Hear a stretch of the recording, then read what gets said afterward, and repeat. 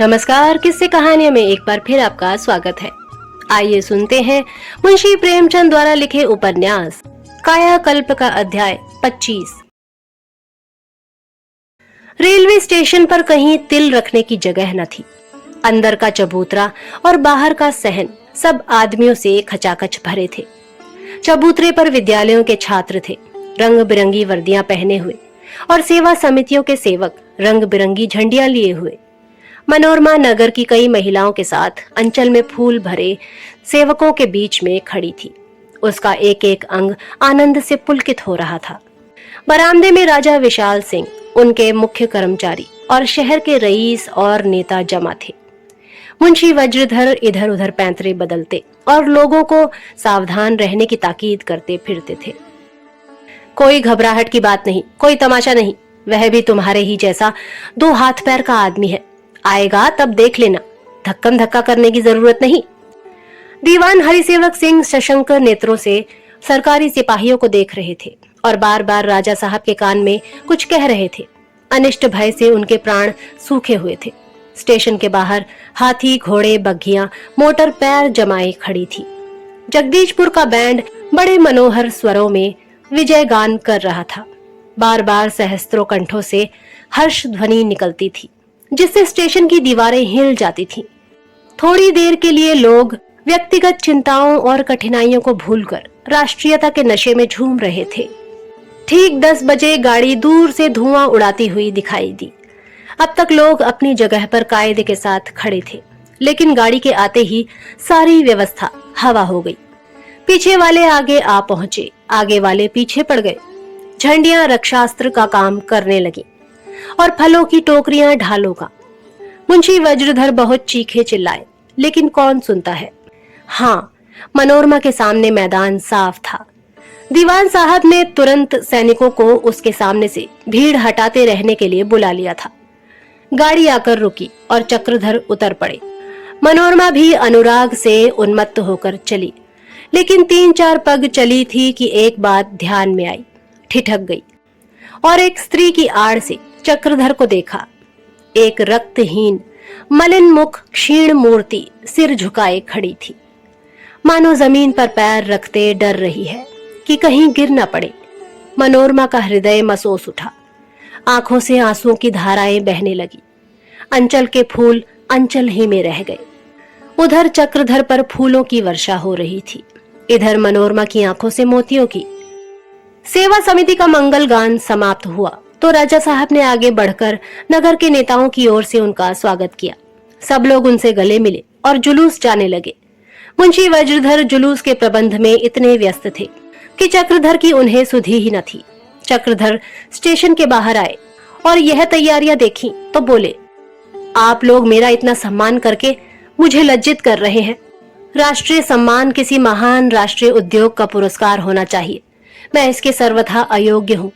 मुझे सम्मानित करके आप लोग सम्मान का महत्व खो रहे हैं। मुझ जैसों के लिए इस धूमधाम की जरूरत नहीं। मुझे तमाशा न बनाइए। संयोग से मुंशी जी वहीं खड़े थे। ये बातें सुनी तो बिगड़ कर बोले, तमाशा नहीं बनना था तो दूसरे के लिए प्राण देने को क्यों तैयार हुए थे? लोग 10-5 हजार खर्च करके जन्म भर के लिए राय साहब और खान बहादुर हो जाते हैं। तुम दूसरों के लिए इतनी मुसीबतें झेल कर यह सम्मान पा रहे हो, तो इसमें झेपने की क्या बात है भला? देखता हूँ कि कोई एक छोटा मोटा व्याख्यान देता है तो पत्रों में देखता है कि मेरी तारीफ हो रही है या नहीं। अगर दुर्भाग्य से कहीं संपादक ने उसकी प्रशंसा ना की तो जामे से बाहर हो जाता है। और तुम 10-5 हाथी घोड़े देखकर घबरा गए। आदमी की इज्जत अपने हाथ है। तुम ही अपनी इज्जत ना करोगे तो दूसरे क्यों करने लगे? आदमी कोई काम करता है तो रुपए के लिए या नाम के लिए। अगर 2 में से एक भी हाथ ना आए तो वह काम करना ही व्यर्थ है। यह कहकर उन्होंने चक्रधर को छाती से लगा लिया। चक्रधर का रक्तहीन मुख लज्जा से आरक्त हो गया। यह सोचकर शर्माए कि ये लोग अपने मन में पिताजी की हंसी उड़ा रहे होंगे, और कुछ आपत्ति करने का साहस ना हुआ। चुपके से राजा साहब की टुकड़ी पर आ बैठे। जुलूस चला। आगे आगे 5 हाथी थे, जिन पर नौबत बज रही थी। उनके पीछे कोतल घोड़ों की लंबी कतार थी, जिन पर सवारों का दल था। बैंड के पीछे जगदीशपुर के सैनिक 4-4 की कतार में कदम मिलाए चल रहे थे। फिर क्रम से आर्य महिला मंडल, खिलाफत, सेवा समिति और स्काउटों के दल थे। उनके पीछे चक्रधर की जोड़ी थी, जिसमें राजा साहब मनोरमा के साथ बैठे हुए थे। इसके बाद तरह तरह की चौकियां थी। उनके द्वारा राजनीतिक समस्याओं का चित्रण किया गया था। फिर भांति भांति की गायन मंडलियां थी, जिनमें कोई ढोल मंजीरे पर राजनीतिक गीत गाती थी, कोई डंडे बजा बजाकर राष्ट्रीय हरगंगा सुना रही थी, और दो चार सज्जन चने जोर गरम और चूरन अमल बेत की वाणियों का पाठ कर रहे थे। सबके पीछे बग्घियों, मोटरों और बसों की कतारें थी। अंत में जनता का समूह था। जुलूस नदेसर, चेतगंज, दशाश्वमेध और चौक होता हुआ दोपहर होते होते कबीर चौरे पर पहुंचा। यहाँ मुंशी जी के मकान के सामने एक बहुत बड़ा शामियाना तना हुआ था। निश्चय हुआ था कि यहीं सभा हो और चक्रधर को अभिनंदन पत्र दिया जाए। मनोरमा स्वयं पत्र पढ़कर सुनाने वाली थी, लेकिन जब लोग आकर पंडाल में बैठे और मनोरमा अभिनंदन पढ़ने को खड़ी हुई, तो उसके मुंह से एक शब्द न निकला। आज एक सप्ताह से उसने जी तोड़कर स्वागत की तैयारियां की थी। दिन को दिन और रात को रात न समझा था। रियासत के कर्मचारी दौड़ते दौड़ते तंग आ गए थे। काशी जैसे उत्साहहीन नगर में ऐसे जुलूसों का प्रबंध करना आसान न था। विशेष करके चौकियां और गायन मंडलियों की आयोजना करने में उसे बहुत कष्ट उठाने पड़े थे और कई मंडलियों को दूसरे शहरों से बुलाना पड़ा था। उसकी श्रमशीलता और उत्साह देख देख कर लोगों को आश्चर्य होता था, लेकिन जब वह शुभ अवसर आया कि वह अपनी दौड़ धूप का मनमाना पुरस्कार ले, तो उसकी वाणी धोखा दे गई।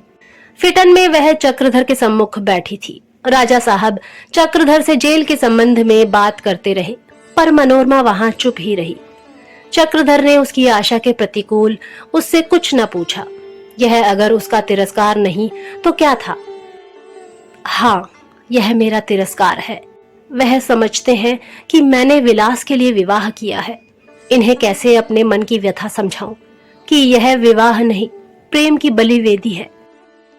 मनोरमा को असमंजस में देखकर राजा साहब ऊपर आ खड़े हुए और उसे धीरे से कुर्सी पर बैठाकर बोले, सज्जनों, रानी जी के भाषण में आपको जो रस मिलता वह मेरी बातों में कहां?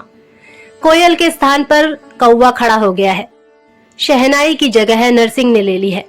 आप लोगों को ज्ञात न होगा कि पूज्यवर बाबू चक्रधर रानी साहिबा के गुरु रह चुके हैं और वह उन्हें अब भी उसी भाव से देखती है।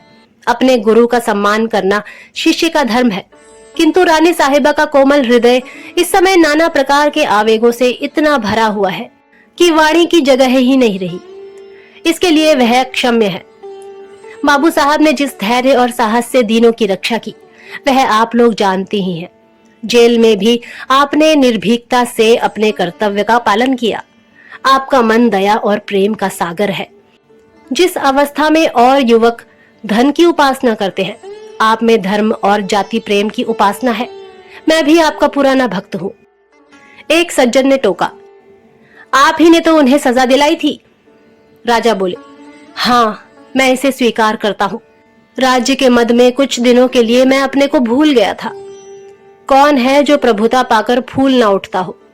यह मानवीय स्वभाव है और आशा है आप लोग मुझे क्षमा करेंगे।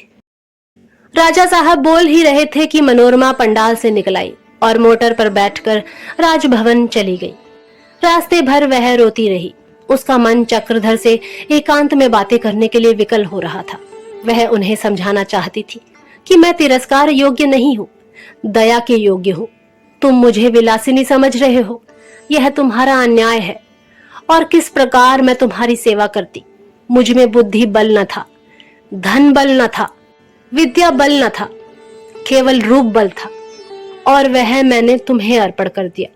फिर भी तुम मेरा तिरस्कार करते हो। मनोरमा ने दिन तो किसी तरह काटा, पर शाम को वह अधीर हो गई। तुरंत चक्रधर के मकान पर जा पहुंची। देखा तो वह अकेले द्वार पर टहल रहे थे। शामियाना उखाड़ दिया गया था। कुर्सियां, मेजें, दरिया, गमले सब वापस किए जा चुके थे। मिलने वालों का तांता टूट चुका था। मनोरमा को इस समय बड़ी लज्जा आई। ना जाने वह अपने मन में क्या समझ रहे होंगे। अगर छिपकर लौटना संभव होता तो वह अवश्य लौट पड़ती। मुझे अभी ना आना चाहिए था। 2-4 दिन में मुलाकात हो ही जाती। नाहक इतनी जल्दी की, पर अब पछताने से क्या होता था। चक्रधर ने उसे देख लिया और समीप आकर प्रसन्न भाव से बोले, मैं तो स्वयं आपकी सेवा में आने वाला था, आपने व्यर्थ कष्ट किया। मनोरमा बोली, मैंने सोचा चलकर देख लूं यहाँ का सामान भेज दिया गया है या नहीं। आइए सैर कराएं, अकेले जाने को जी नहीं चाहता। आप बहुत दुबले हो रहे हैं, कोई शिकायत तो नहीं है ना? चक्रधर ने कहा, नहीं, मैं बिल्कुल अच्छा हूं, कोई शिकायत नहीं है। जेल में कोई कष्ट न था, बल्कि सच पूछिए तो मुझे वहां बहुत आराम था। मुझे अपनी कोठरी से इतना प्रेम हो गया था कि उसे छोड़ते हुए दुख होता था। आपकी तबीयत अब कैसी है? उस वक्त तो आपकी तबीयत अच्छी न थी, मनोरमा ने कहा। वह कोई बात न थी, यूं ही जरा सिर में चक्कर आ गया था। यूं बातें करते करते दोनों छावनी की ओर जा पहुंचे। मैदान में हरी घास का फर्श बिछा हुआ था। बनारस के रंगीले आदमियों को यहाँ आने की कहाँ फुर्सत, उनके लिए तो दाल मंडी की सैर ही काफी है। यहाँ बहुत सन्नाटा छाया हुआ था। बहुत दूर पर कुछ लड़के गेंद खेल रहे थे। दोनों आदमी मोटर से उतरकर घास पर जा बैठे। एक क्षण तो दोनों चुप रहे। अंत में चक्रधर बोले, आपको मेरी खातिर बड़े बड़े कष्ट उठाने पड़े। यहाँ मालूम हुआ कि आप ही ने मेरी सजा पहले कम करवाई थी और आप ही ने अब की मुझे जेल से निकलवाया। आपको कहाँ तक धन्यवाद दूं? मनोरमा ने कहा, आप मुझे आप क्यों कह रहे हैं? क्या अब मैं कुछ और हो गई हूँ? मैं अब भी अपने को आपकी दासी समझती हूँ। मेरा जीवन आपके किसी काम आए, इससे बड़ी मेरे लिए सौभाग्य की और कोई बात नहीं।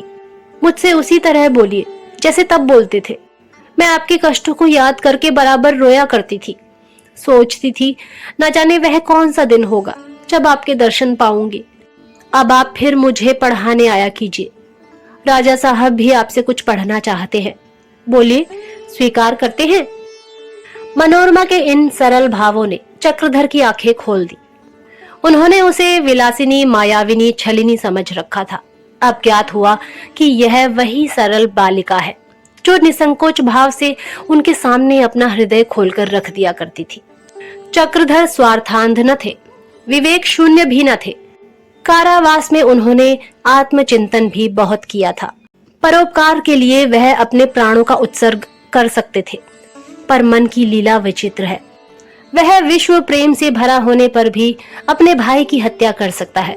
नीति और धर्म के शिखर पर बैठकर भी कुटिल प्रेम में रत हो सकता है। कुबेर का धन रखने पर भी उसे प्रेम का गुप्त दान लेने में संकोच नहीं होता। मनोरमा के ये शब्द सुनकर चक्रधर का मन पुलकित हो उठा। लेकिन संयम वह मित्र है जो जरा देर के लिए चाहे आंखों से ओझल हो जाए, पर धारा के साथ बह नहीं सकता। संयम अजेय है, अमर है। चक्रधर संभल गए, बोले, नहीं मनोरमा, अब मैं तुम्हें ना पढ़ा सकूंगा। मुझे क्षमा करो। मुझे देहातों में बहुत घूमना है, महीनों शहर ना आ सकूंगा। तुम्हारे पढ़ने में हर्ज होगा। मनोरमा ने कहा, यहाँ बैठे बैठे अपने स्वयं सेवकों द्वारा क्या आप काम नहीं करा सकते? चक्रधर बोले, नहीं, यह संभव नहीं। हमारे नेताओं में यही बड़ा ऐब है कि वे स्वयं देहातों में ना जाकर शहरों में जमे रहते हैं, जिससे देहातों की सच्ची दशा उन्हें नहीं मालूम होती। न उन्हें वह शक्ति ही हाथ आती है, न जनता पर उनका वह प्रभाव ही पड़ता है जिसके बगैर राजनीतिक सफलता हो ही नहीं सकती। मैं उस गलती में ना पड़ूंगा। मनोरमा ने कहा, आप बहाने बताकर मुझे टालना चाहते हैं, नहीं तो मोटर पर तो आदमी रोजाना 100 मील आ जा सकता है, कोई मुश्किल बात नहीं। चक्रधर ने कहा, उड़न खटोले पर बैठकर संगठन नहीं किया जा सकता। जरूरत है जनता में जागृति फैलाने की, उनमें उत्साह और आत्मबल का संचार करने की। चलती गाड़ी से यह उद्देश्य कभी पूरा नहीं हो सकता। मनोरमा बोली, अच्छा, तो मैं आपके साथ देहातों में घूमूंगी, इससे तो आपको कोई आपत्ति नहीं है? चक्रधर ने कहा, नहीं मनोरमा, तुम्हारा कोमल शरीर इन कठिनाइयों को ना सह सकेगा। तुम्हारे हाथों में ईश्वर ने एक बड़ी रियासत की बागडोर दे दी है। तुम्हारे लिए इतना ही काफी है कि अपनी प्रजा को सुखी और संतुष्ट रखने की चेष्टा करो। यह छोटा काम नहीं है। मनोरमा बोली, मैं अकेली कुछ न कर सकूंगी। आपके इशारे पर सब कुछ कर सकती हूँ। आपसे अलग रहकर मेरे किए कुछ भी ना होगा। कम से कम इतना तो कर ही सकते हैं कि अपने कामों में मुझसे धन की सहायता लेते रहे। ज्यादा तो नहीं, 5,000 रुपए मैं प्रति मास आपको भेंट कर सकती हूँ। आप जैसे चाहे उसका उपयोग करें। मेरे संतोष के लिए इतना ही काफी है कि वे आपके हाथों खर्च हो। मैं कीर्ति की भूखी नहीं, केवल आपकी सेवा करना चाहती हूँ। इससे मुझे वंचित न कीजिए। आप में न जाने वह कौन सी शक्ति है जिसने मुझे वशीभूत कर लिया है। मैं न कुछ सोच सकती हूँ न समझ सकती हूँ, केवल आपकी अनुगामिनी बन सकती हूँ। यह कहते कहते मनोरमा की आंखें सजल हो गई।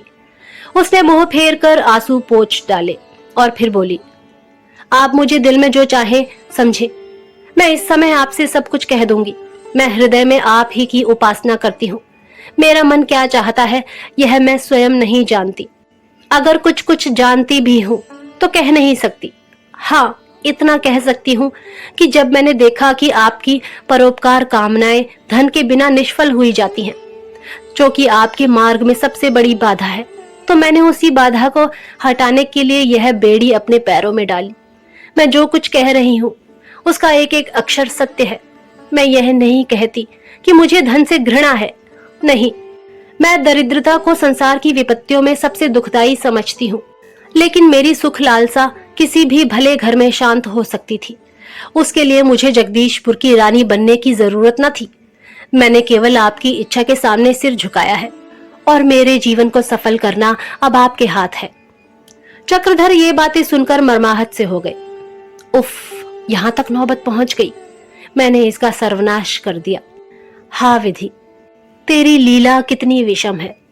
वह इसलिए उससे दूर भागे थे कि वह उसे अपने साथ दरिद्रता के कांटों में घसीटना ना चाहते थे। उन्होंने समझा था उनके हट जाने से मनोरमा उन्हें भूल जाएगी और अपने इच्छानुकूल विवाह करके सुख से जीवन व्यतीत करेगी। उन्हें क्या मालूम था कि उनके हट जाने का यह भीषण परिणाम होगा और वह राजा विशाल सिंह के हाथों में जा पड़ेगी। उन्हें वह बात याद आई जो एक बार उन्होंने विनोद भाव से कही थी, तुम रानी होकर मुझे भूल जाओगी। उसका जो उत्तर मनोरमा ने दिया था उसे याद करके चक्रधर एक बार कांप उठे। उन शब्दों में इतना दृढ़ संकल्प था, इसकी वह उस समय कल्पना भी न कर सकते थे। चक्रधर मन में बहुत ही क्षुब्ध हुए। उनके हृदय में एक साथ ही करुणा, भक्ति, विस्मय और शोक के भाव उत्पन्न हो गए। प्रबल उत्कंठा हुई कि इसी क्षण उसके चरणों पर सिर रख दे और रोए। वह अपने को धिक्कारने लगे। मनोरमा को इस दशा में लाने का, उसके जीवन की अभिलाषाओं को नष्ट करने का भार उनके सिवा और किस पर था। सहसा मनोरमा ने फिर कहा, आप मन में मेरा तिरस्कार तो नहीं कर रहे हैं? चक्रधर लज्जित होकर बोले, नहीं मनोरमा, तुमने मेरे हित के लिए जो त्याग किया है उसका दुनिया चाहे तिरस्कार करे, मेरी दृष्टि में तो वह आत्म बलिदान से कम नहीं। लेकिन क्षमा करना, तुमने पात्र का विचार नहीं किया।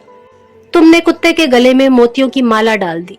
मैं तुमसे सत्य कहता हूँ, अभी तुमने मेरा असली रूप नहीं देखा।